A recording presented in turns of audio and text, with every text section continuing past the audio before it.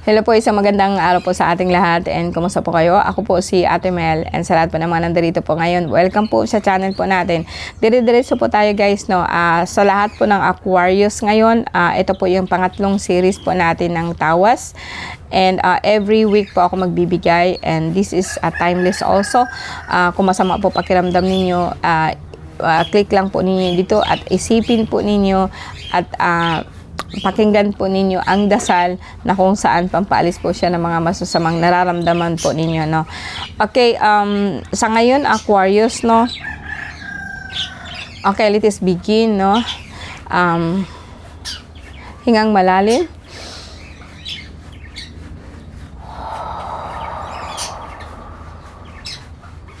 Parang i-blow po ninyo ang lahat po na hangin na nakuha sa katawan ninyo and yung energy po na hindi nyo kailangan, ibubuga po ninyo yun sa pamamagitan ng inyong bibig. Hinga po sa pamamagitan po ng ilong.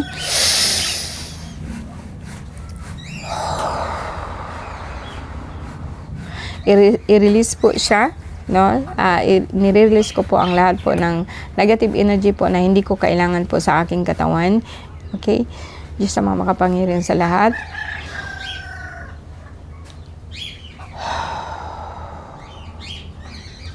Okay.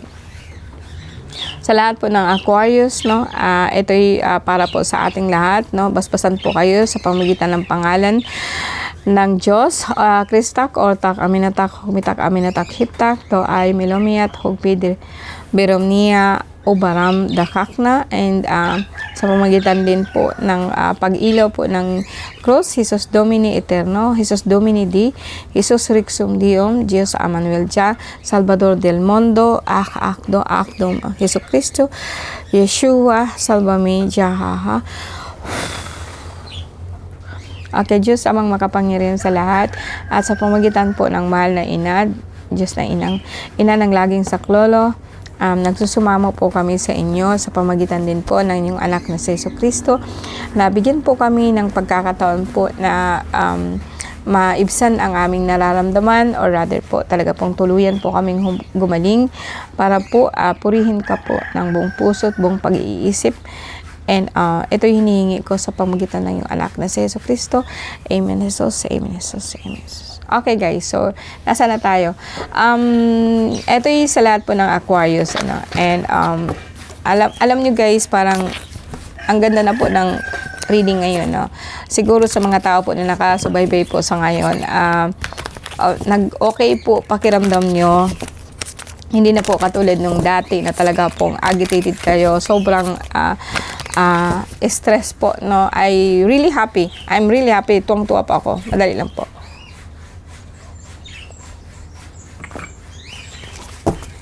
Okay. Tuwang-tuwa po ako sa inyo guys, sa totoo lang, no? Kasi alam ko na nag-okay po ang pakiramdam sa lahat po ng Aquarius to. Okay. Nasa bahay po kayo ngayon or nasa work. And, yeah. Ang ano ninyo, okay, tapusin ko lang muna ito guys.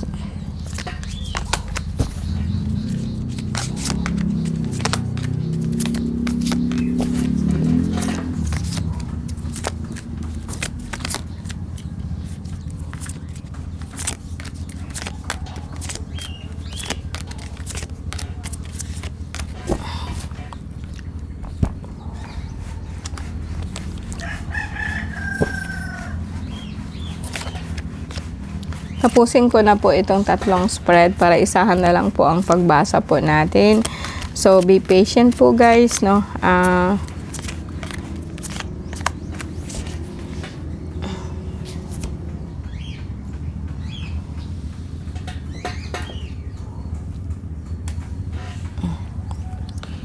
Kita po ba ninyo yung ilaw? Para meron po tayong light. Okay.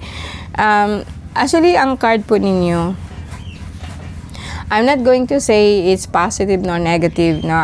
Marami ka pong area na kung saan kahit sabihin ko nga sa inyo is kahit sa ngayon po parang wala po kayong pera, masakit po ang tuhod nyo, di mo alam ang gagawin, but in the next one is makakakuha ka. So magkatabi nun is like ngayon negative, bukas okay na. And sa ngayon, kung sa sakit ang pag-uusapan po natin, medyo meron ka pong allergy. And minsan dahil po ngayon parang may time po talaga na maano po ang ubo po sa iyo ngayon. Siguro kung sa lugar ka po na talaga pong is like mainit, so wag ka po masyadong umiinom po ng malamig, no? Kasi may plema ka po, may tama ka po siya sa likod. And kung minsan po diretso po siya sa tiyan mo, so may problema ka po diyan sa isang kidney mo na kung minsan po yun ang dahilan kung bakit parang kinakapos ka po ng hininga, or sabihin po natin na yung masakit yung dibdib mo, no? Mataas ang dugo mo, but at the same time po ang kidney mo may tama na, but hindi po ito severe kasi po the next sa heart mo is family. Pwede pong stress ka. Ito kasi nasa work ka po, sabihin po natin nasa bahay ka, and you are very positive in your thinking kasi wanderer is always showing up, no, sa lahat po ng zodiac yata, no. Marami na po akong kada spread ko nandyan po yung wanderer, or talaga pong the fool na kung saan may tiwala ka po na magbabago po ang lahat po ng sitwasyon mo. And sa ngayon, although sabihin po natin na ngayon wala kang pera, bukas okay na, no. And ang asawa mo kung minsan po talaga pong hindi mo alam kung tapat siya sa iyo o hindi. And you are hurting, no. Alam kong parang nasasaktan ka, nag-aalala ka po para sa family mo, but there is nothing you can do about that. And kumbaga is like ito'y circumstances na kung saan out of your control, no. And minsan kasi po mataas din po ang dugo mo, baby girl, or kung sino ka man po na isang Aquarius, medyo mataas ang dugo mo. Huwag mong buhatin po ang lahat ng hindi para sa iyo, no. Mataas ang dugo mo, sinabayan po siya ng parang balakang, sinabayan po kasi siya ng UTI. So ito'y talaga pong mapupunta po talaga po sa parang nahirapan ka pong huminga kasi po mayroon ka pong allergy. So, in case po, pwede ka pong uminom po ng cetirizine, and i-recommend ako po sa iyo yung suob. Alam niyo yung suob, yung maghimasma ka. I-recommend ko siya sa inyo. Simple lang po ang ingredients niya. Yung isang bilog po na bawang, and then dalawang lemon kung if possible, parang 3 lemon. And then konting asin, and pakuluan mo siya doon sa tinatawag po natin na kahit sa rice cooker, ilagay mo lang po yun doon, tapos magsuob ka, and then pakuluan mo lang po siya doon, tapos maghinga ka po malan para po siya mahimasmasan po yung nararamdaman mo sa liig mo, na hindi na po siya masyadong mangangati. Tapos kumbaga sa akin parang maalis or malaglag po yung mga plema po na dumikit po dyan, no. But then wala po ikaw ibang sakit. Ito lang po talagang parang ubo, no. Kung naninigarilyo ka, so stop, no. And bawas-bawasan mo sigarilyo mo. And kung ikaw na may babae, no, bawasan mo po ang sobrang pagkain po ng kanin. Pero I know hindi naman talaga ito hindi siya yung talagang typical po na sakit. May lagay po kasi siya, pero as I said, stress po siya. Wala namang makapagbigay ng stress sa atin kundi tayo lang po, no. And Aquarius, meron kang work po, no. Kahit nakabind ka po niya, parang gusto mong mag-work, then gusto mo ng pampaswerte, Aquarius, kasi dito kasi nakikita ako na parang gusto mo magkaroon po ng kahit papaano'y panangga, kahit papaano naghahanap ka po ng ways po kung paano po ikaw suswertehin. And meron kasing baga sa akin, merong naka yung parang sumpa po mula sa magulang natin na hindi ka matanggap bilang asawa, lalaki ka man o babae. Parang related po ito sa na nung nag-asawa kayo, parang hindi matanggap ng magulang nyo. Ganon. So, nalulungkot ka, yung sakit na nararamdaman mo is not only that yung asawa mo is like may nagtataksil, wala naman ako nakikita dito, nagdududa ka lang po. But then ito kasing nararamdaman mo sa pamilya mo ngayon. Nangyari na po ito noon. Parang kumbaga sa akin, hindi maganda. Kung sakali pong wala ka pang asawa, so forget about that, no? And pwede namang itong mag-resonate sa inyo or hindi. Pero most probably, I think 90% sa mga tao is like, talaga pong meron ka pong UTI. And meron ka pong plema, meron ka pong dahil nga po ito sa allergy, no? And meron pong allergy ako nakikita. And sinabayan po siya ng sakit po nang galing po sa kalikasan, no? So, for me, madali lang to. Pwede po ikaw maglaga. As I said, ito yung sinasabi ko, maghimasma ka. And then, pagkatapos mong maghimasma, mag-inom ka po ng lagundi po na presko. Kung wala kang makitang lagundi, pwede po sa inyo ang, alam niyo yung kalamansi, lagyan po siya ng kalamansi, lagyan po siya ng honey, at sabayan po siya ng luya, kalamansi, honey. May nagbigay po sa akin yan, pero usually noon ginagamit ko na po talaga yan, no? So sa inyo Aquarius, ito po yung nakikita ko, pananakit po ng balakang.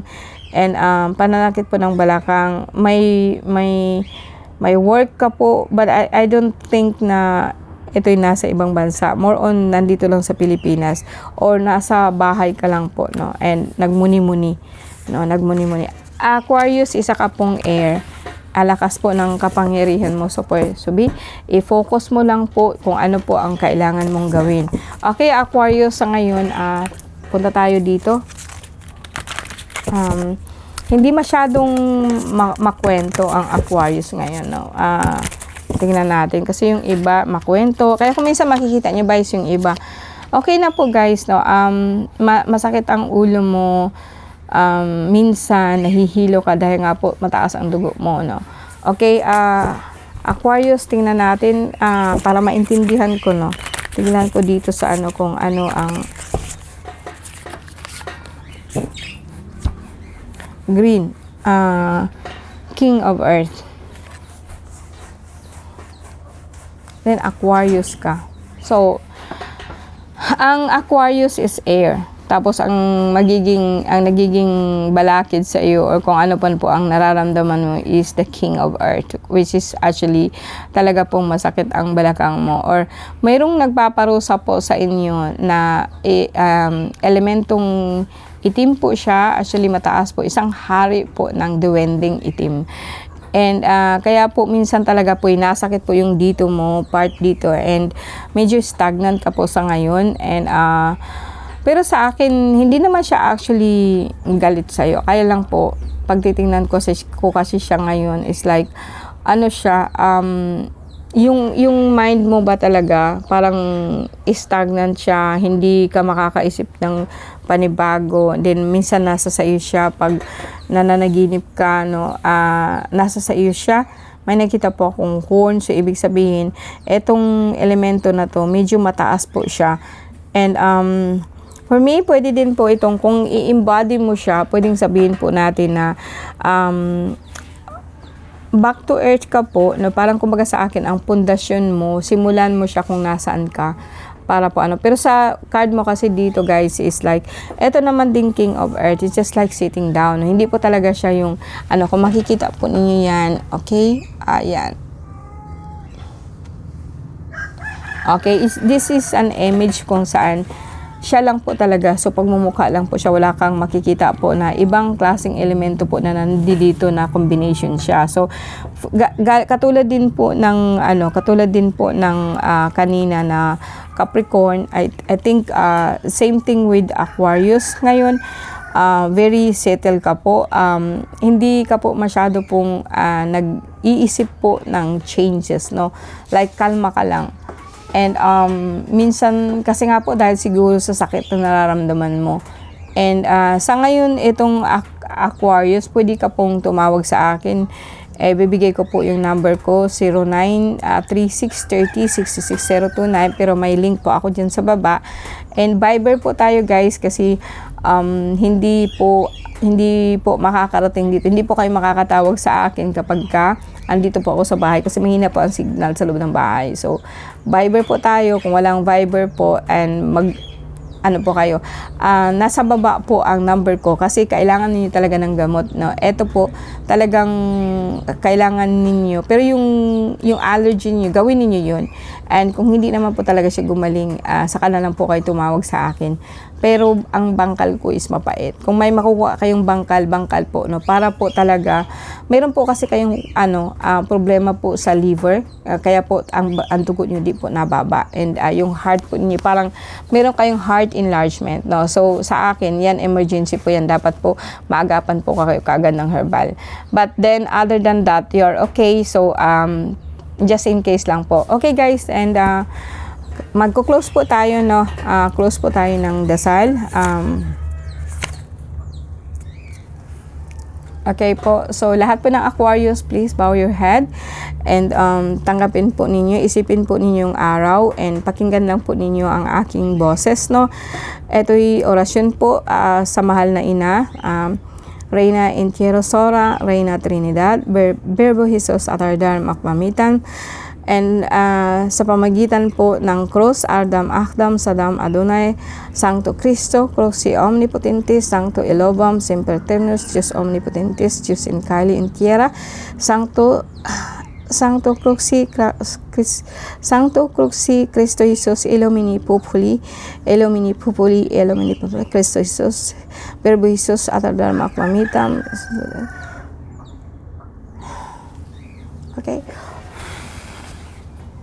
Okay. So, guys, ganun po gawin po natin, no? Parang kumbaga sa akin, let's pray together. Sa lahat po sa inyo na nandito po sa akin, let's pray together para sa bawat isa na gumaling, but then focus on ourselves. Paano po tayo makalampas po sa lahat po ng pagsubok sa buhay. And sa inyo, Aquarius, I'm not saying that it is so bad, pero lahat po siya mayroong may lahat po yan may dasal. Okay po kayo. Wag na po kasi kayong kumain po na ng manok. Kasi ang wheezing niyo talaga po, yung parang hirap po kayong huminga, medyo ganun po. Kasi dahil nga po sa plema ninyo na dikit. Okay? Ito guys, no, maraming salamat po sa inyo and have a good day po.